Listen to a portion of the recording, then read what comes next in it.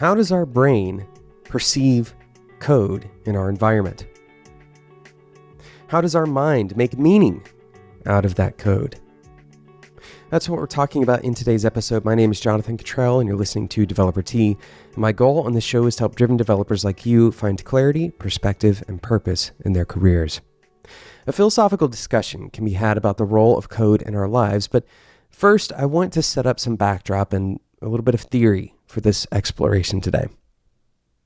For the sake of today's thought experiment, we'll accept the idea that humans have evolved over some very long period of time. The length doesn't matter all that much, other than to say it's very long, to optimize for survival, and that the vast majority of that period was spent in a world that looked very different from ours today. This idea that the human brain has evolved for a world that seems to kind of lurk beneath the surface of our culture and all of our kind of social practices today, and that it's actually suppressed by our civilized instincts and those societal norms. This isn't a novel concept, this idea that, Lord of the Flies style, somewhere lurking underneath all of this, there's more primal instincts. But this concept is useful for confronting some hard questions about how our brains perceive that code. And that brings me to my next point. For the sake of this discussion, we'll talk about two distinct concepts, the brain and the mind. Now, this is absolutely a philosophical minefield, and I want to be careful here in suggesting a dualist mindset as if those two concepts are truly distinct. But when I refer to the mind or the brain in this episode, you might substitute the concepts of conscious and subconscious thought. We're essentially talking about the raw processing of information, which is what the brain might be doing, versus the meaning making of that information, which is what the intangible mind or consciousness might be doing. The thinking about that information that you've processed is that meaning making process. On the one hand, our brain processes information in that subconscious realm constantly, sometimes without our explicit consent. This is how we can accidentally convert a cell phone into a gun or a stick into a snake. This is particularly true for things that we see as threats. But on the other hand, we dream up our own realities in our mind intentionally. We imagine objects or situations that don't really even exist and sometimes even can't exist. Our brains, in some interesting backward fashion, are subject to this kind of sensory input as well. What we imagine, we process in many ways as if it was real, even if it isn't. A short dive into Google can give you some more scientific background on this, particularly if you look for the idea that our consciousness itself is a reprojection of the output of that raw processing of data around us. In other words, our mind is actually making up what it thinks our brain is processing, is experiencing. So if we are reprojecting actual reality, then it certainly seems plausible that our imagined realities could be processed as if they were real. And this is exactly what research shows, and it's how we can have things like memory substitution. We remember events from our childhood as if they happened to us, but it turns out they happened to a close family member. And this happens because over the years, we tell that story over and over, or that story is told to us over and over, and the actual memory begins to warp as we replay that over and over. It's kind of like a VHS tape that's been played too many times, but instead of getting scratches on the film, you're replacing characters. But I want to get us back on track here, out of that philosophical realm about consciousness, and instead talk about how all of this relates to how we deal with code when we encounter it. This is obviously pretty complex. So with this complex backdrop, let's talk about how this ancient brain of ours in our modern context and frankly kind of confused mind trying to bridge the gap between those two, how we can bring code into the picture. We're going to talk about that chance encounter right after we talk about today's sponsor, Linode.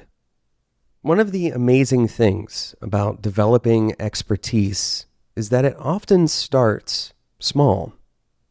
It may even start as something fun, play. As an engineer, you probably know by now that we as a community of people take play very seriously. And playing around with some code can lead to some really important outcomes, both for the industry and for your own career. And so if you don't have the proper playground to actually test your ideas out, you can be easily disadvantaged. Now, how do you make a good playground? Well, you start small, but then you make it easy to scale up. And that's exactly what Linode does. Linode's plans start at $5 a month, and they scale all the way up to super production services, basically. Think GPU plans for AI processing and dedicated CPU plans so that you don't have any steal between you and another one of Linode's customers.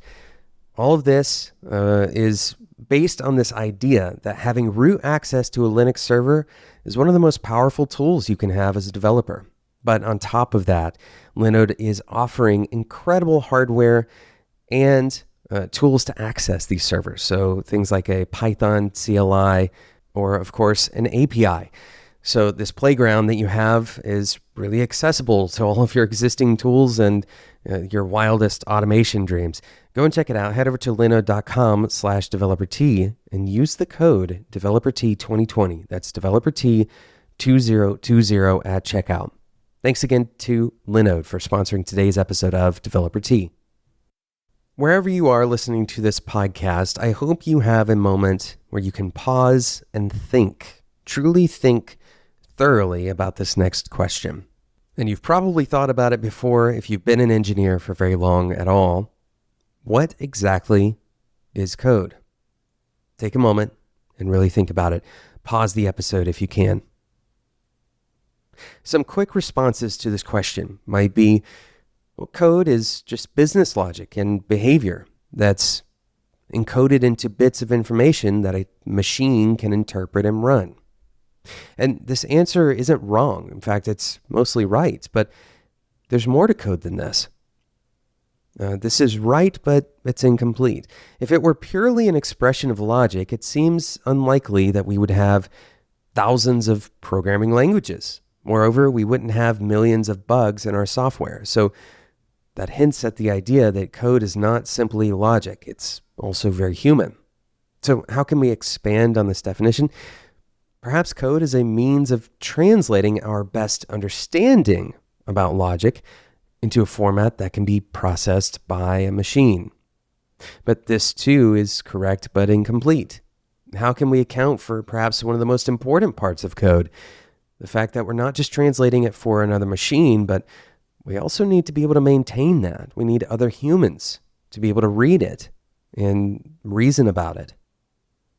Code then is a means of translating our best understanding about logic into a format that can be processed by a machine and can still be understood by other humans. Now, I bet you can see where this is going, though. This, too, is correct but incomplete. When we use code as a tool for software engineering, we also create knowledge about that code that exists beyond the bits. We have things like tests or documentation, memories, and lore. All of this could probably be considered part of the code because where exactly is that code? It exists on multiple servers. There's no one place for it. And when we talk about a code base, it's easy to imagine multiple versions and a history, some kind of social reality, social kind of superstructure that keeps that code going. We also attach a lot of our own kind of personal pride and meaning into code. A lot of people see coding as an art form. And on the opposite side, there's rejections of these same ideas. And the rejections themselves can be seen as these kind of social artifacts. So it becomes increasingly clear that we could continue expanding the definition of what code really is, further and further out. But I want to bring it back to that processing brain, because we've been talking mostly about the mind. All of these words are very abstract concepts. But I want to get back to this brain encounter with code. You see, our brains have not evolved quickly enough to categorize even machines, much less the code that they write. So we can't say that code is a threat or that it's an ally, for example. Our brains don't really know how to process that. You can imagine an image processing neural network that is trained on billions of images, but the important part is that the image set is limited to only different types of cats. Now, while that processing will be very good at recognizing cats, probably, if you throw a dog into the mix, that neural network is going to try to categorize that dog as a cat. The concept of dogs, for all intents and purposes, is and will for some time be foreign to that neural network. And you would have to explain to the neural network that this is something different. You're going to have to label that particular image as something different from what it knows. Now, it would be wrong to say that computer neural networks are a perfect picture of how our brain works. This isn't a perfect picture of how our brain works. Far from it. The brain is optimizing for many more things than a neural network would be, but the analogy is useful because instead of training a network with really tight constraints, we've had hundreds of thousands of generations of humans that were kind of trained that have only seen cats, right? We've only seen a limited set of things, and only recently, only within the last couple thousand years, have we seen even letters. We've known language for a long time. The verbal language that we have is very core to our humanity, and one of the reasons why I do a podcast. But we haven't had the concept of writing or transferring knowledge through some characters for very long at all.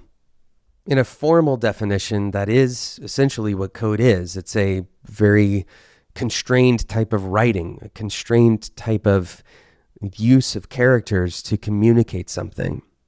But code isn't just a dog. Writing isn't just something that's new and similar to things that we're used to. It's more like an alien species that is essentially invisible most of the time and also everywhere all at the same time. So we clearly have not evolved to understand the role of code in our lives. So how does our brain perceive code? Most probably it doesn't. It doesn't really know that it's different from the things that we've experienced for millennia before this. Or maybe alternatively, it perceives code as a type of communication. But in any event, this is why working as a software engineer is fundamentally about people and about social interaction. And as it turns out, it's why we tend to attach a lot of our meaning and our ego to the code that we write. We don't really see the shape of the meaning of that code until we give it meaning. We infuse it with something that we do know so that we can try to understand it better. Of course, these are all theories and none of this is easily proven, but it does make sense that code is so difficult to understand that we create understanding socially. We build meaning out of our code and the social structures surrounding our code so that we can understand it better. So, what is the practical takeaway in this episode? Well, the first takeaway is to dispense with the idea that we totally understand what code means. Additionally, if we try to cling to what we think code means or our appreciation of a particular style of code, it's very likely that it has nothing to do with the code itself, and it probably has something more to do with our personal experiences surrounding that code. Once we understand this, we can also start to recognize that the important parts of our job are less about the code and more about people. Thank you so much for listening to today's episode of Developer Tea. Thank you again to Linode for sponsoring today's episode. Head over to linode.com/developertea to get started today. You'll get $20 worth of credit as a new customer that listens to Developer Tea. That's Developer Tea 2020 at checkout. Thank you so much for listening to this episode. If you thought this episode was insightful or valuable even a little bit, then I would like to ask you to consider leaving a review on iTunes, letting other people know. And if you haven't yet subscribed, maybe this is the second or third episode that you've listened to, I would encourage you to make the decision to subscribe to the show today. Thanks so much for listening.